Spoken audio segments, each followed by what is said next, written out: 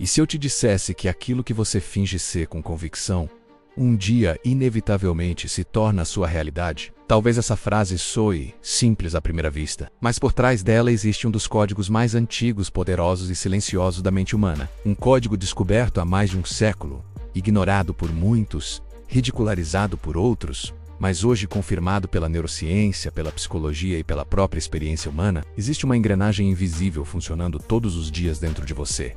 Ela conecta aquilo que você acredita ser com aquilo que o mundo confirma ao seu redor. E essa engrenagem não para. Ela opera quer você esteja consciente disso ou não. O ponto mais perturbador é que a maioria das pessoas usa esse poder contra si mesma. Elas fingem, todos os dias, que são fracas. Fingem que não merecem. Fingem que nasceram para lutar, sofrer, sobreviver e nunca prosperar. Elas repetem essas histórias em silêncio. E o universo, obediente, apenas confirma aquilo que foi aceito como verdade. Mas você não chegou até aqui por acaso. Se você está ouvindo isso agora, é porque existe algo em você que não aceita uma vida pequena. Mesmo que em silêncio. Mesmo que você nunca tenha dito isso em voz alta. Existe uma inquietação interna. Uma sensação de que há algo maior tentando emergir de dentro para fora. Uma riqueza invisível pedindo passagem. E isso não é arrogância. É memória espiritual. No início do século XX, um jovem jornalista teve um encontro que mudaria para sempre a forma como o mundo enxergaria sucesso, riqueza e realização humana. O nome dele era Napoleon Hill. Diante dele estava um dos homens mais influentes e ricos de sua época, Andrew Carnegie. Mas aquele encontro não foi sobre dinheiro, foi sobre mente. Carnegie não falou de trabalho duro, não falou de sorte, não falou de privilégios. Ele revelou algo muito mais profundo. Disse que existe uma força mental invisível que governa tudo aquilo que um ser humano alcança, e que quando alguém aprende a direcionar essa força, os limites deixam de existir. Aquilo não foi apenas uma inspiração, foi um chamado. Carnegie propôs que Hill dedicasse décadas estudando os homens mais bem-sucedidos do seu tempo. Homens que haviam construído impérios a partir do nada, homens que haviam materializado ideias que antes pareciam impossíveis. E ao longo desses anos, Hill percebeu algo perturbador. O sucesso não começava no mundo externo, não começava no dinheiro, não começava nas oportunidades. Começava na identidade. Esses homens não esperavam o sucesso chegar para então se sentirem bem-sucedidos. Eles já se viam assim antes de qualquer prova externa. Eles fingiam com convicção absoluta que aquela realidade já era verdadeira. E o mundo apenas se ajustava. Antes de serem ricos, pensavam como ricos. Antes de liderarem, pensavam como líderes. Antes de vencerem, já haviam vencido por dentro. Não era pensamento positivo. Era algo muito mais profundo. Era assumir uma identidade antes da evidência. A Bíblia já dizia isso de forma clara e direta. Como o homem imagina em sua alma, assim ele é. A mente cria primeiro. O mundo apenas responde depois. Hoje, a ciência confirma exatamente isso. O cérebro humano não distingue, em nível profundo, aquilo que é intensamente imaginado daquilo que é fisicamente vivido. Quando você imagina com emoção, as mesmas áreas cerebrais se ativam.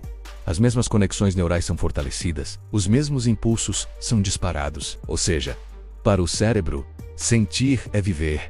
Quando você finge, com emoção, que já é próspero, que já é amado, que já é confiante, seu cérebro aceita essa identidade como verdadeira. E a partir desse momento ele começa a reorganizar tudo. Suas decisões mudam, seu comportamento muda, sua postura muda, sua percepção muda e inevitavelmente seus resultados mudam. Isso não é magia. É biologia, é neuroplasticidade. O problema é que a maioria das pessoas usa esse mecanismo ao contrário. Elas acordam todos os dias fingindo que são incapazes, fingindo que a vida é dura, fingindo que nada dá certo para elas, e repetem isso com emoção. Medo, ansiedade, culpa. Essas emoções também criam identidade. Existe um inimigo silencioso que habita dentro da maioria das pessoas. Ele não grita, não ameaça, não se impõe. Ele se disfarça de lógica, de realismo, de prudência. Esse inimigo se chama autossabotagem mental. É aquela voz que diz, isso não é para mim, eu não consigo, eu nasci para sofrer, tem algo errado comigo. Essas frases parecem inofensivas, mas são comandos. A mente subconsciente não questiona, ela obedece. Tudo aquilo que você aceita como verdade e repete com emoção se torna parte da sua identidade, e identidade gera destino. A autossabotagem é uma fé invertida. É acreditar com intensidade naquilo que você não quer viver. E como existe livre-arbítrio até para o pensamento, o universo respeita exatamente aquilo que você emite. Por isso Jesus dizia, seja feito conforme a tua fé, não conforme o seu desejo, conforme a sua fé. A boa notícia é que o mesmo mecanismo que cria limitação cria libertação. Aquilo que foi programado pode ser reprogramado. A transformação começa com consciência. Observar os pensamentos automáticos, questioná-los, desmontar as mentiras internas. Quando surgir o pensamento, eu não consigo. Pergunte, quem me ensinou isso? Em que momento aceitei essa ideia? E quando a mente sussurrar, você não merece. Declare, mesmo que em voz baixa, eu sou digno de toda a abundância que Deus criou. Isso não é ilusão, é substituição de paradigma. Cada repetição cria um novo caminho neural. E com o tempo, esse caminho se torna o padrão dominante. Um dos maiores exemplos vivos disso foi Bob Proctor. Ele não nasceu rico. Não começou com vantagens. Vivia endividado, limitado, preso mentalmente. Até entrar em contato com os ensinamentos de Napoleon Hill, Bob decidiu fazer algo simples e profundamente desconfortável. Agir como se já fosse próspero. Ele pensava como alguém livre, falava como alguém confiante, tomava decisões como alguém que acreditava no próprio valor. No começo, nada havia mudado externamente, mas internamente tudo estava mudando. E quando a identidade muda, o mundo acompanha. Bob reprogramou sua mente, assumiu uma nova identidade, e os resultados vieram como consequência. Isso não foi sorte, foi alinhamento interno. Todo o processo de manifestação consciente passa por 3 pilares. O primeiro é o desejo ardente. Não um desejo fraco, não uma esperança tímida, mas uma decisão interna que não aceita menos. O segundo é a substituição de paradigma. Trocar, eu não consigo por estou aprendendo. Trocar, isso é difícil, por isso é possível. Trocar não é para mim, por eu assumo essa identidade. E o terceiro é o ambiente mental. Você se torna semelhante àquilo que consome, às pessoas com quem convive, as ideias que aceita como normais. A mente humana funciona por espelhamento. Quando você se expõe a pensamentos elevados, sua mente se expande. Quando se expõe à escassez, ela se contrai. Por isso a Bíblia diz, quem anda com o sábio será sábio. Nada molda mais sua identidade do que aquilo que você vê, ouve e repete diariamente. A visualização criativa não é fantasia, é treinamento mental. Quando você visualiza com emoção, seu cérebro ensaia aquela realidade.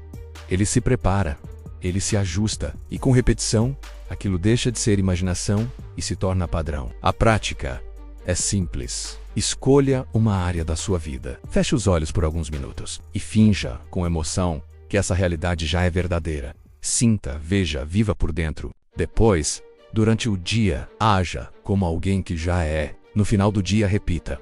Isso não é fingimento vazio, é antecipação da verdade. Existe uma lei silenciosa que rege tudo isso. Você não atrai o que deseja, você atrai o que é. A realidade externa segue a identidade interna. Por isso, nunca mais diga eu quero ser. Diga eu sou. Assuma, porque aquilo que você finge com convicção, cedo ou tarde, se torna real. Essa mensagem ressoou com você?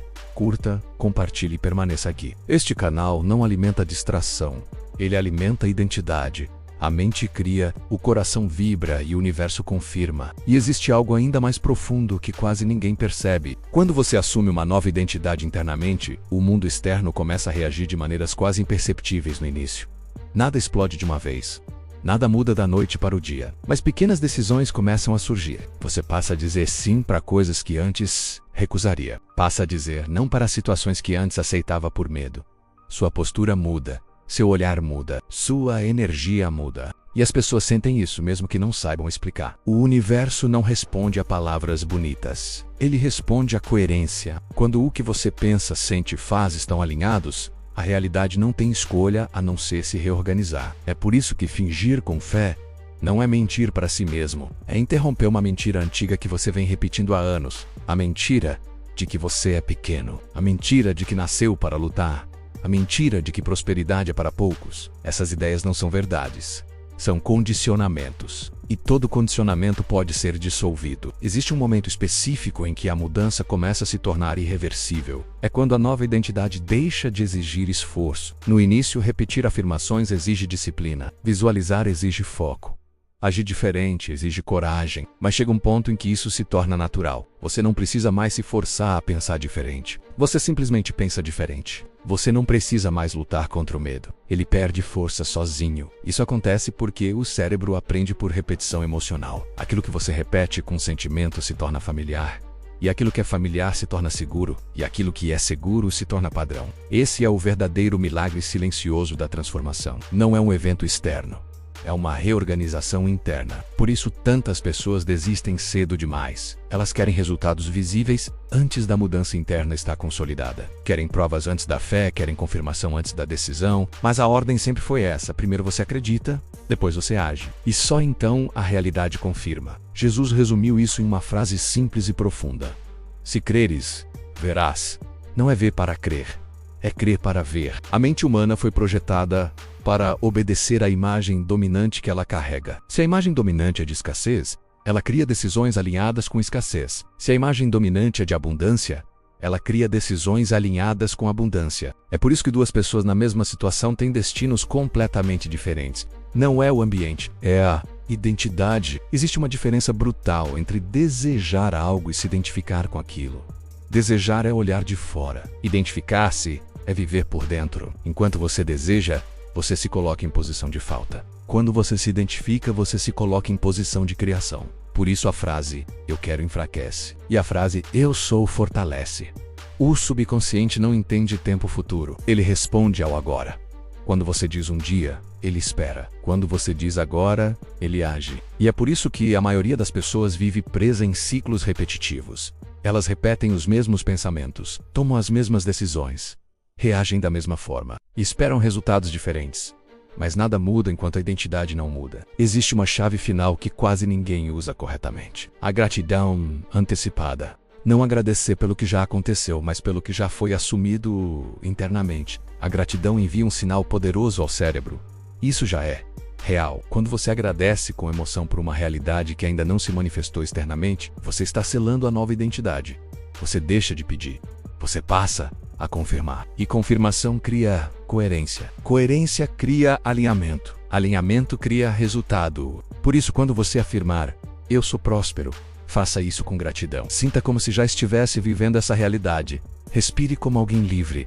Caminhe como alguém seguro. Não porque o mundo já mudou, mas porque você mudou. E o mundo sempre segue. Existe uma força invisível que responde à constância. Não há intensidade momentânea. Não adianta um dia de fé e 6 dias de dúvida. Não adianta uma visualização e semanas de autossabotagem. O universo responde ao padrão dominante. Por isso, pequenos rituais diários são mais poderosos do que grandes esforços ocasionais. 5 minutos por dia, todos os dias, moldam mais o cérebro do que horas esporádicas. Antes de dormir, revise mentalmente o dia como se tivesse vivido a versão ideal. Antes de acordar, declare quem você é antes de olhar para o mundo. Esse intervalo entre sono e vigília é o momento mais poderoso de reprogramação mental. É quando o subconsciente está aberto, receptivo, maleável. É nesse momento que identidades são instaladas. E lembre-se, o universo não testa suas palavras, ele testa sua perseverança. Muitos começam, poucos continuam, e são os que continuam que colhem. Se você sente resistência interna a ouvir isso, não lute contra ela. Observe, a resistência é apenas o velho paradigma tentando sobreviver. Ele sempre luta antes de cair, mas ele cai. Sempre cai. Quando a nova identidade é repetida com clareza, emoção e constância, o antigo padrão perde força. E um dia você percebe algo estranho, você já não reage como antes. Já não se diminui como antes. Já não aceita menos como antes. Nesse dia, a mudança já aconteceu. O que vier depois é apenas confirmação externa. Por isso, não espere motivação, espere compromisso. Motivação oscila, identidade sustenta. Você não precisa convencer ninguém, nem provar nada. A única mente que precisa ser convencida é a sua. E quando isso acontece, o resto se alinha. Se essa mensagem chegou até você, não foi acaso. Nada que toca a consciência profundamente aleatório.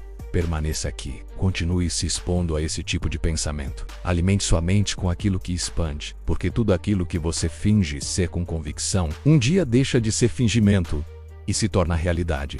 E agora, preste atenção. Nada do que você ouviu aqui funciona como entretenimento. Isso não é conteúdo para passar o tempo. Isso é conhecimento que cobra posicionamento. Porque a partir do momento em que você entende como a mente funciona, como a identidade é criada e como a realidade responde ao que você sustenta por dentro, não existe mais ignorância como desculpa. Existe escolha. Você pode continuar fingindo todos os dias que é pequeno, que é limitado, que nasceu para sobreviver e não para expandir. Ou pode decidir conscientemente fingir com fé uma nova identidade, até que ela deixe de ser fingimento e se torne verdade. O universo não testa seu discurso, Ele testa sua constância. Ele observa o que você repete quando ninguém está vendo, o que você pensa quando está cansado, o que você sente quando algo dá errado. É aí que a identidade real se revela. E é essa identidade que cria o amanhã. Não espere o mundo mudar para então mudar por dentro. Isso nunca aconteceu na história humana. Primeiro o homem muda, depois o mundo obedece. Sempre foi assim. Sempre será. A fé não é esperar que algo aconteça. A fé é se comportar como se já fosse inevitável. É andar com a postura de quem sabe, falar com a segurança de quem confia, agir com a serenidade de quem já venceu por dentro. Porque quando a mente aceita, o corpo acompanha. E quando o corpo acompanha, a realidade se ajusta. Você não está atrasado. Você não perdeu o tempo certo. Você não chegou tarde demais. O tempo certo é sempre o momento em que a consciência desperta. E agora ela despertou. Assuma que você é mais do que repetiu até hoje. Assuma que existe uma versão sua esperando permissão para emergir. Assuma que prosperidade, paz e propósito não são exceções. São estados naturais quando a mente está alinhada. Nunca mais diga, um dia. Nunca mais diga, talvez. Nunca mais diga, quem sabe. Diga, eu sou. Porque aquilo que você sustenta com convicção não pede permissão ao mundo. O mundo se curva. E lembre-se disso sempre. A mente cria, o coração vibra. E o universo confirma.